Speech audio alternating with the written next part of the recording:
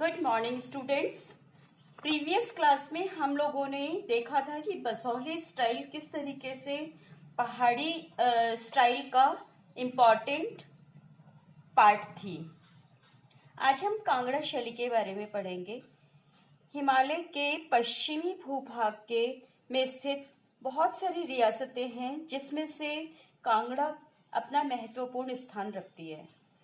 कांगड़ा में कटोच राजवंश के शासकों का नाम इम्पॉर्टेंट है, जिसमें राजा संसार चंद सबसे ज्यादा इम्पॉर्टेंट है।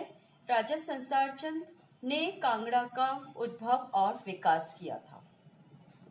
इसके बाद में राजा घमंड चंद आए थे, जो कला प्रेमी थे और बहुत सारी प्रतिभाओं के धनी थे।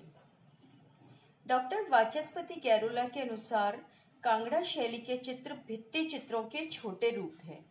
ये एक इम्पॉर्टेंट कथन है जिसको लेकर बोर्ड के एग्जाम में प्रश्न आया हुआ है और आपके चैप्टर के पीछे भी एक प्रश्न दे रखा है, तो इससे आप अंडरलाइन कर लेना, इम्पॉर्टेंट बात है। इस शैली में नारी जीवन की अभिव्यक्ति, उसकी धार्मिक पृष्ठभूमि और उच्च आदर्शवादिता का समावेश राजपूत शैलियों के प्रभाव में किया गया था। राजा संसार चंद को कलाओं से विशेष लगाव था, जिसकी पुष्टि अंग्रेज यात्री मूर क्राफ्ट ने की है। मूर क्राफ्ट एक अंग्रेजी यात्री थे और वो समीक्षक भी थे, जिन्होंने अपनी बुक में एक संस्मरण लिखा था और संस्मरण लिखा था कि राजा संसार चंद के दरबार में इस समय भी कई चित्रकार कार्य कर रहे थे। राजा को चित्रकला से बहुत प्रेम था। उसके पास चित्रों का एक विशाल संग्रह था।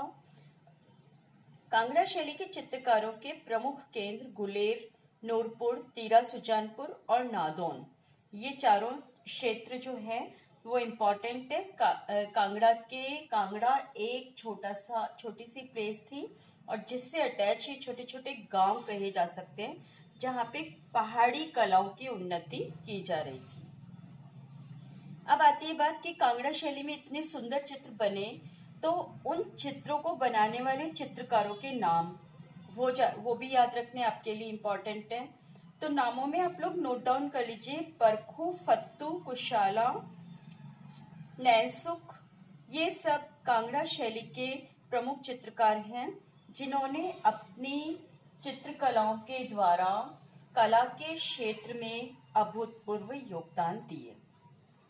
कांगड़ा के राजा संसार चंद की मृत्यु के बाद कांगड़ा की चित्र शैली की अनुपम धारा समाप्त हो गई थी और जिसके बाद कांगड़ा का शासक राजा अनिरुद्ध चंद गद्दी पर बैठा था।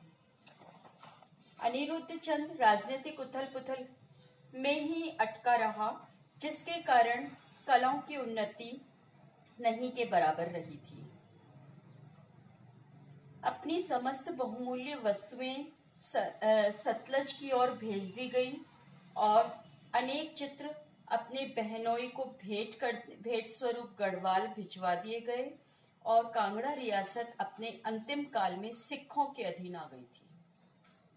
1905 ईस्वी में कांगड़ा में आए भूकंप से कांगड़ा पूरी तरह से तहस नहस हो गया और जीवन और कला की अद्वितीय क्षति हुई, जिसे हम कभी भी पूरा नहीं कर पाएंगे और इसी तरीके से कांगड़ा कला समाप्त प्राय हो चुकी थी। ये तो है कांगड़ा की पृष्ठभूमि। इसके बाद में हम कांगड़ा शैली में किस तरीके के विषयों को चुना जाता था उसके बारे में पढ़ रहे हैं और इन विषयों से रिलेटेड बड़ा प्रश्न आपके कोर्स में है, तो इसको आप बहुत अच्छी तरीके से पॉइंट वाइज पढ़िएगा।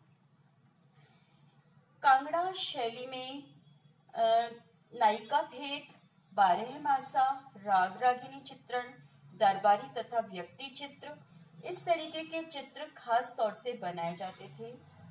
कृष्ण की श्रृंगारिक लीलाओं के चित्रों के अतिरिक्त अनेक पौराणिक और धार्मिक विषयों को भी चित्रित किया गया, जिसमें रामायण, हमीर हट, महाभारत, नल दमयंती, शिव पार्वती, इन सबसे रिलेटेड चित्रों को बिहारी और केशव दास की रचनाओं पर आधारित करके चित्रित किया गया, जिसे भानुदत्त की रसिक प्रिया और बिहारी सतसई ने महत्वपूर्ण भूमिका निभाई बनाने में।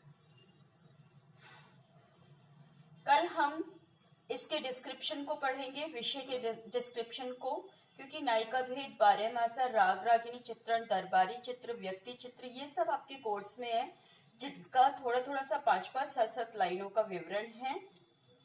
और उसके बाद में कांगड़ा शैली की विशेषताएं। आज के लिए इतना ही। Thank you so much.